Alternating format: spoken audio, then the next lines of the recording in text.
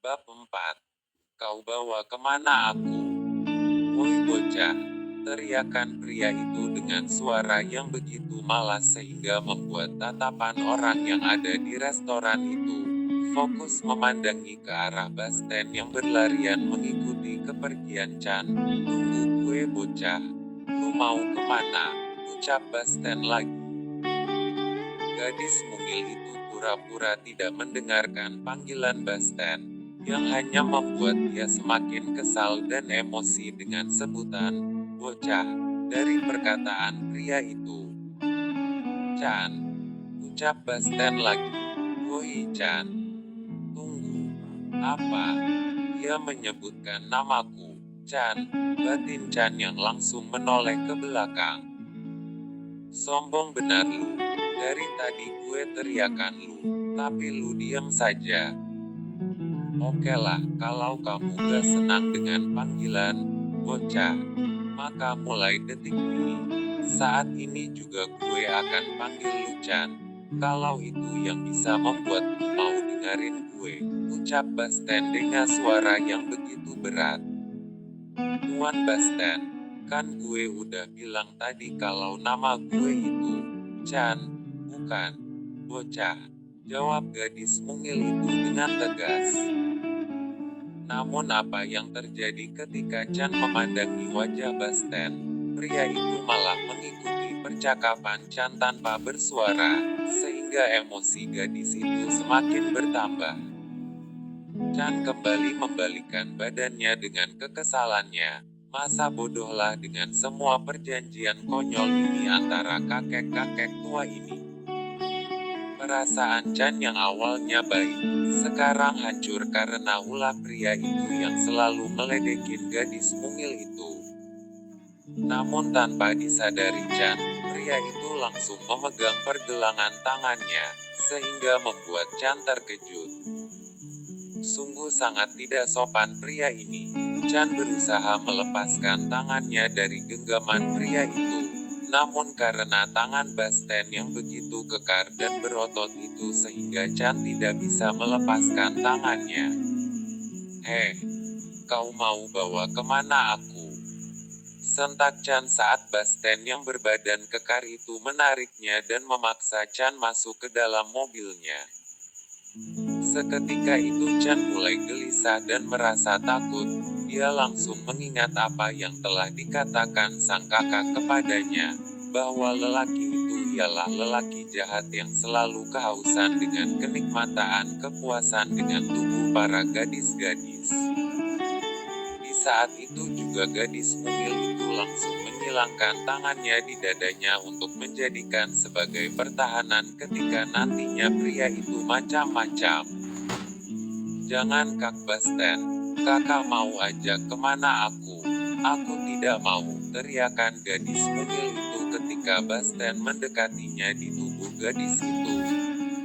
Woi bocah ingusan, lu jangan baper, gue cuma pasangin sabuk pengaman aja, lu pikir gua selera main sama lu?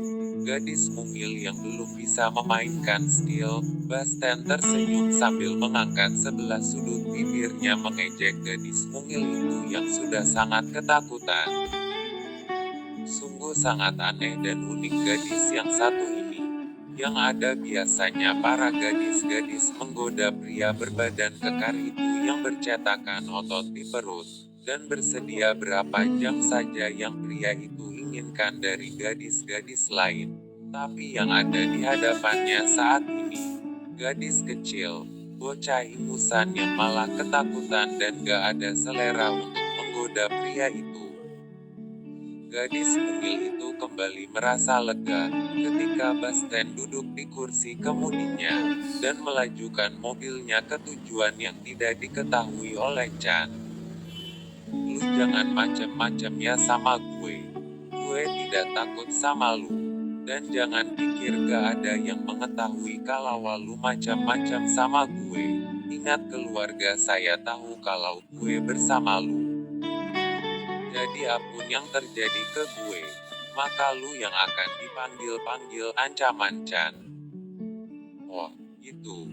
Jawab Basten yang sama sekali tidak merasa takut dengan perkataan gadis itu. Lu tahu gak kalau paman saya salah satu orang terkenal dan disegani semua orang di kota ini. Jadi kalau lu macam-macam sama gue, maka paman gue tidak akan segan-segan untuk mengejarmu sampai ke ujung dunia, ancam Chan lagi. Oh, itu ya bocah. Respon Bastian yang tidak menanggapi serius perkataan gadis itu. Woi, lu dengar gak sih semua yang gue omongin ini dari tadi? Bentak Chan. Iya bocah, gue dengerin semua komedi. Mending lu bobo siang, biar lu cepat bertumbuh besar dan cepat matang. Bastian ngeledikin lagi gadis itu. Bikin kesal aja lu. Ternyata ada juga pria nyebelin kayak kamu ini ya. Ada, siapa bilang gak ada? Nyatanya gue kan. Setan lu, gue benar-benar kesal bisa ketemu pria kayak kamu ini. Ingin ku menangis gara-gara ketemu sama pria kayak lu ini. Oh, gak apa-apa bocah, nangis aja lah. Lu jangan banyak ngoceh.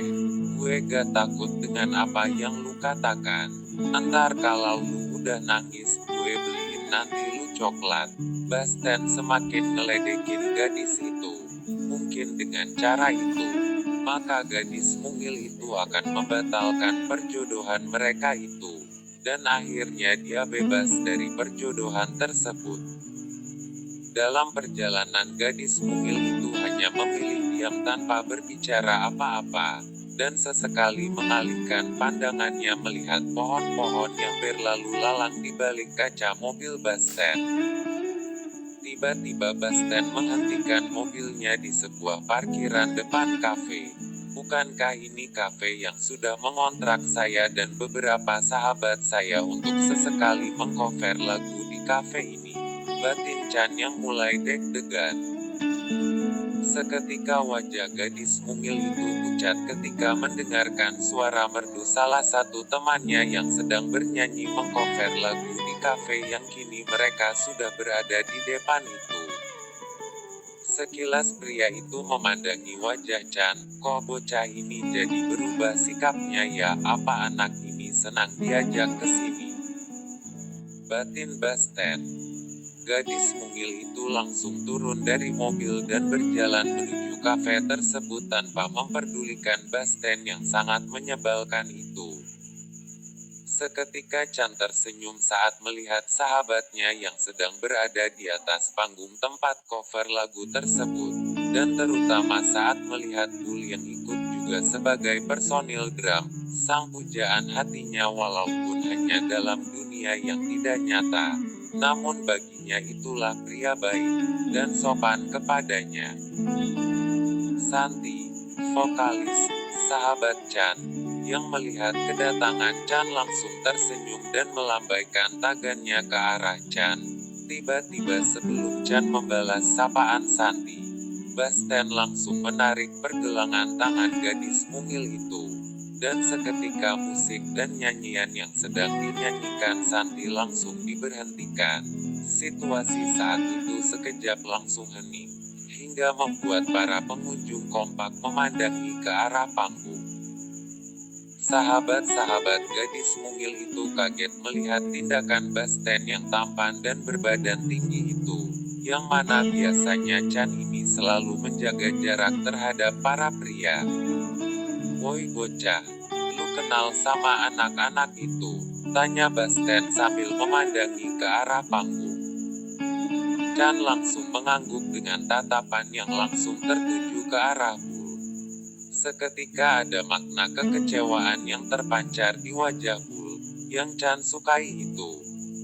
Pria itu kembali menarik tangan gadis mungil itu dan memaksa Chan duduk di salah satu meja khusus untuk tempat orang berpasangan. Kak Basten kenapa bisa tahu ya kafe ini? Apakah Kak Basten sering datang ke Amari? Tanya Chan ingin tahu. Kok kepo?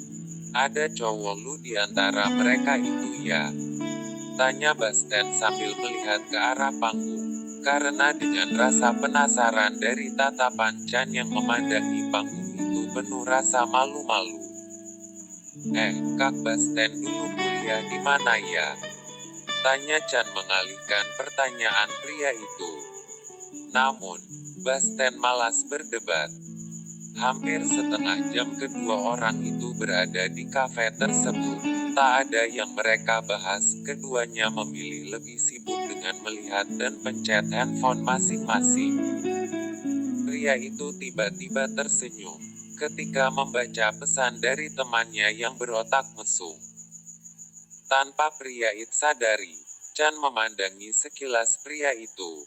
Nih cowok ganteng banget ya, kalau diam sambil tersenyum gitu. Persetan, masa gue puji lelaki bajingan. Batin Chan yang langsung menyadarkan dirinya dari lamunannya. Namun karena keseriusan Chan, dia juga tidak menyadari bahwa pria itu sudah memandanginya sekilas. Waduh, ternyata ada yang sedang naksir nih sama gue.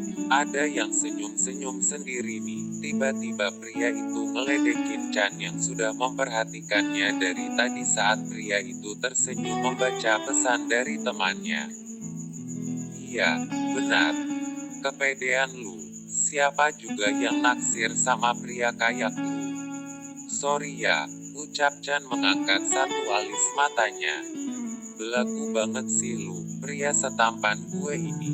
Lu gak naksir, dasar bocah. Haha, pria itu ngeledekin lagi gadis mungil itu. Iya, baru gue naksir ke lu. Kalau lu pergi sana ke Korea Selatan untuk operasi plastik, ucap Chan sambil tersenyum tipis. Keduanya sekilas bergurau, namun gadis mungil itu tidak menyadari bahwa Basten sedang memandangi bagian dada gadis mungil itu yang berbentuk bulat yang masih kecil. Next ke bab berikutnya. Jangan lupa tinggalkan zezaknya ya guys, subrek, komen dan juga jempol manisnya.